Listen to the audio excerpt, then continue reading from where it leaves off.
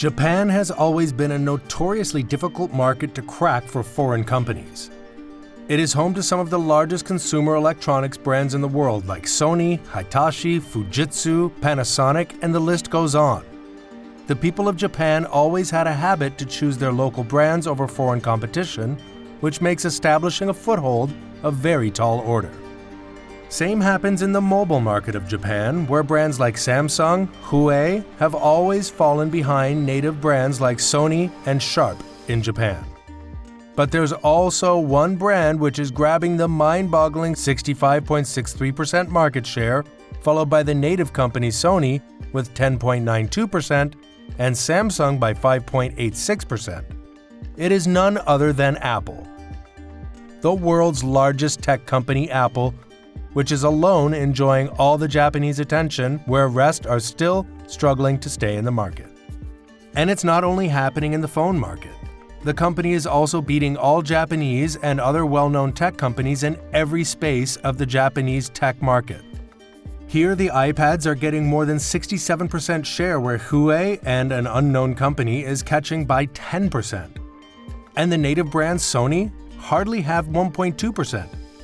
And Kyocera has less than 1% share. The wearable market is also ruled by Apple, where the stories are different for MacBook and AirPods. This clearly shows how Apple has been dominating the Japanese market for over decades. But how did an American company survive in the markets of one of the most high-tech countries in the world?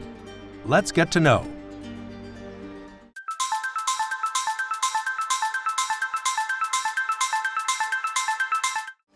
Steve Jobs is undoubtedly one of the most influential figures in Apple's history.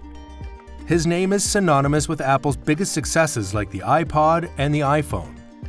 However his outlook may have been, privately Steve Jobs was a huge admirer of Japan and its culture. Jobs visited Japan throughout his life and was particularly fond of Kyoto, one of the ancient capitals of Japan. His love for Japan was re-elected in many of the decisions he made during his time as the CEO of Apple. Jobs admired Sony for its innovations in consumer electronics and tried to convince them to run Apple's Mac operating system on their premium VAIO laptops. In 2003, the first international Apple store was also opened in Tokyo. So Apple had an affinity for Japan long before the iPhone even existed. Japan already had a culture infatuated with attractive and feature-rich phones. It had some of the world's leading phone manufacturers like Sony, Panasonic, and Sharp, as well as many companies who made phones exclusively for the Japanese market. Many dismissed the iPhone as it was seen as too big a departure from the button-packed feature phones that the Japanese public was used to. The secret behind the Japanese public being so accepting of the iPhone was that even though it lacked the appeal of a feature phone, it made up for it in something the Japanese value over everything else: efficiency. The iPhone made everything from making calls and sending texts to setting alarms and checking emails quicker and easier. The simple and minimalistic design and intuitive, easy-to-use operating system, in contrast to the unrefined and convoluted options at the time, made the iPhone the better deal. By 2012, the iPhone took the top spot as the #1 smartphone in Japan for the first time, beating all the domestic companies and still holding the position till date. The next part of the story involves the launch of Apple's most influential product, the iPhone, in 2007. The iPhone revolutionized the smartphone industry and instantly made all its competitors obsolete. But disrupting the smartphone market in the United States is one thing, trying to take that success to Japan is another thing entirely. But this time, Apple's ingenuity was not in the design of the product, rather in the way they promoted it. Instead of going to the largest carrier that they could find, Apple partnered with SoftBank.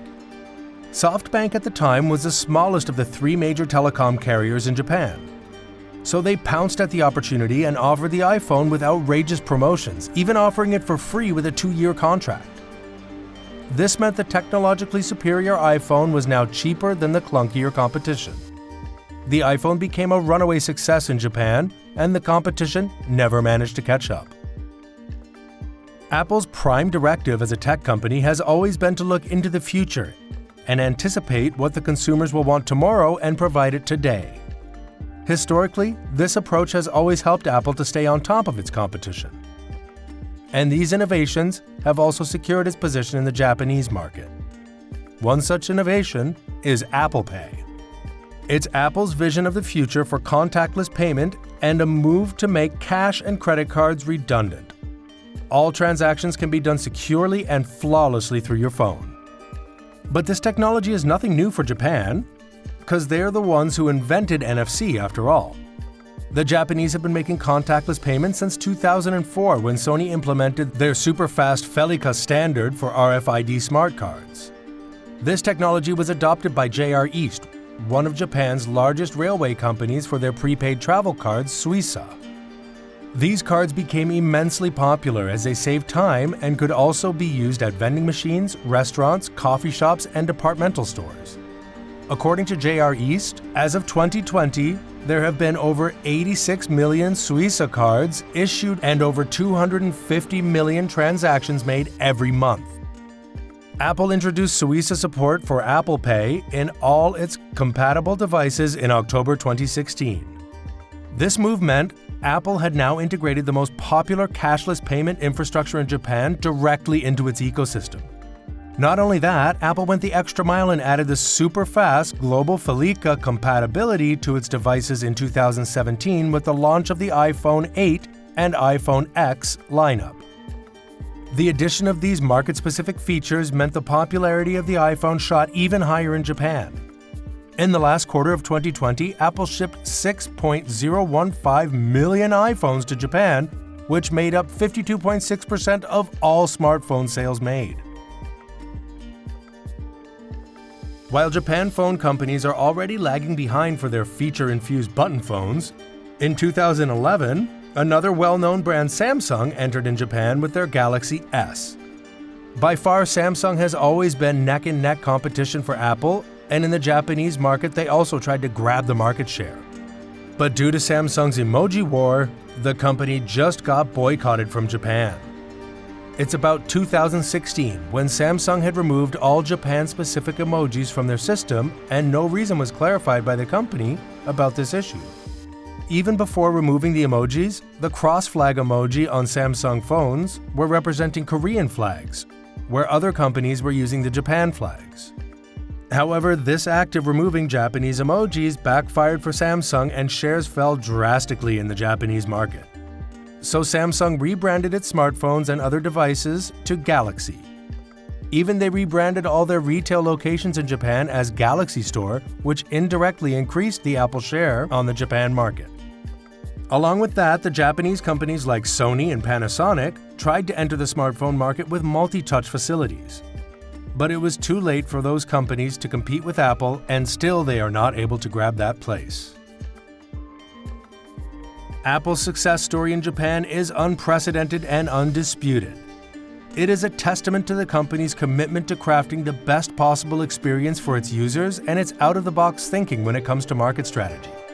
It's through the merit of its products that convinced the Japanese to accept an outsider, leaving their local brands to whom they were fiercely loyal. Japan is now an Apple stronghold, and it's quite reasonable to believe it'll stay that way for a while.